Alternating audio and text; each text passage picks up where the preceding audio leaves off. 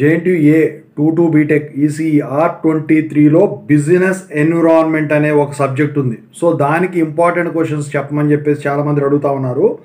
So ఇక late చేయకుండా టాపిక్లో వెళ్దాం. యూనిట్ 1 వచ్చేసరికి over view of business environment. ముందుగా చెప్పేది ఏంటంటే ఇది కూడా MBA వాళ్ళ సబ్జెక్టే. ఖచ్చితంగా ఇది కూడా ఎక్కువ రాస్తేనే పాస్ అవుతారు, ఓకేనా? సో మీకు ఏదైనా తెలియకపోతే ప్లేలిస్ట్ ఉంది, చూసుకోండి, మీకు పెట్టేశాను. సో ఇక CSE వాళ్ళు ఎవరైనా ఉంటే వాళ్ళు కూడా పెట్టాలంటే పెట్టేస్తాను, లేకపోతే పెట్టను.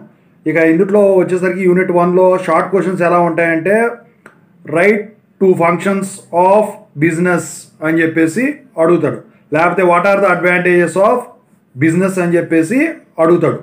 సో లేకపోతే ఇంకో క్వశ్చన్ ఎలా ఇస్తాడంటే what are the advantages of environment analysis, what are the limitations of environment analysis. ఇవి షార్ట్ క్వశ్చన్స్. ఇక ఎస్ఏ క్వశ్చన్స్ పరంగా చూసుకుంటే what are the different types of business అని చెప్పేసి అడుగుతాడండి.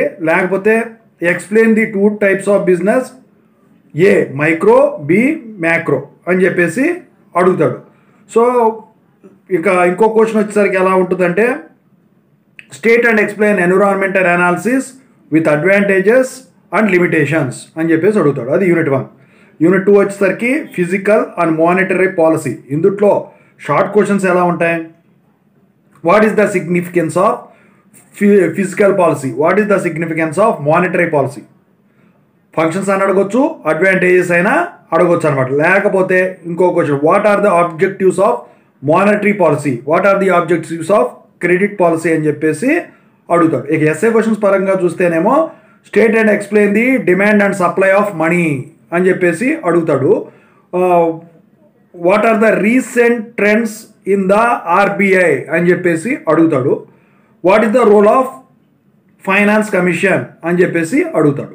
ఇక యూనిట్ 3 వచ్చేసరికి ఇండియాస్ ట్రేడ్ పాలసీ. ఇందులో షార్ట్ క్వశ్చన్స్ ఎలా ఉంటాయంటే state the functions of India's trade policy, state the advantages of India's trade policy, what is meant by balance of payments అని చెప్పేసి అడుగుతాడు.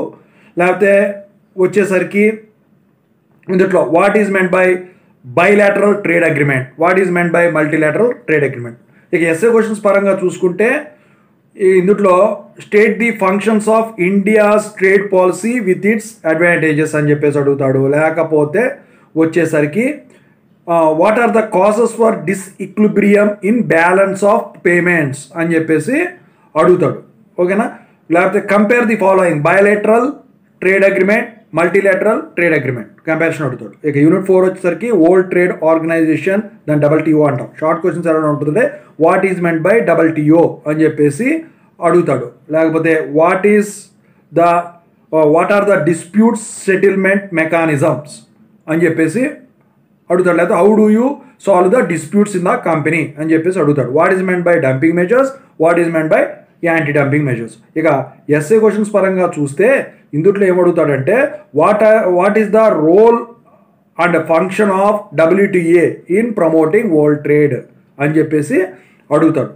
సో లేకపోతే ఎక్స్ప్లెయిన్ ది ఫాలోయింగ్ ట్రిమ్స్, ఓకేనా? ఇది unit 4. Unit 5 చూసుకుంటే మనీ మార్కెట్స్ అంటే క్యాపిటల్ మార్కెటింగ్. ఇందులో short questions ఎలా ఉంటాయి? What is the significance of money market, what is the significance of capital market, what are the functions, what are the advantages. ఇక SA questions పరంగా చూస్తే state and explain stock exchanges and brief about SEBI అని చెప్పేసి అడుగుతాడు.